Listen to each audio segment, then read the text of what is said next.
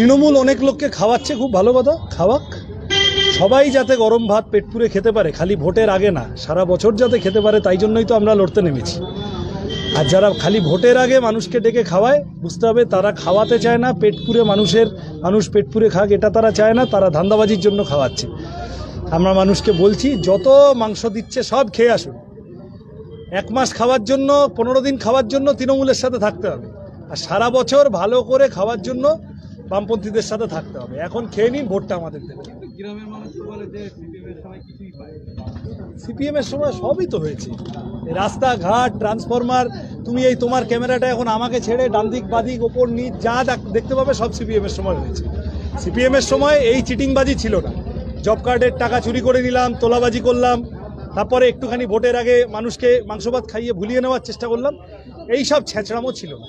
এগুলো যারা করছে খুব ভালো কথা, মানুষও বোঝেন, মানুষের পেটের খিদে নিয়ে মস্করা করা এগুলো।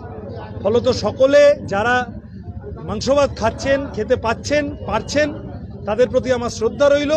ঠিকই তো, মানুষ এই গরমের মধ্যে কেউ যদি বলে তো ভালো, কিন্তু এটা বোঝেন যে এখন আপনাকে খাওয়াবে, যেটা খাওয়ালো ভোটের দিন একেবারে ভোটের পরের দিন থেকে পেট টিপে বার করে নেবে যদি এবার জিতে যায়। তাহলে ওদেরকে হারাতে হবে। সারা বছর গরম ভাত পেট পুরে ভালো করে বাঁচার জন্য, থাকার জন্য, খাওয়ার জন্য তৃণমূলকে হারাতে হবে।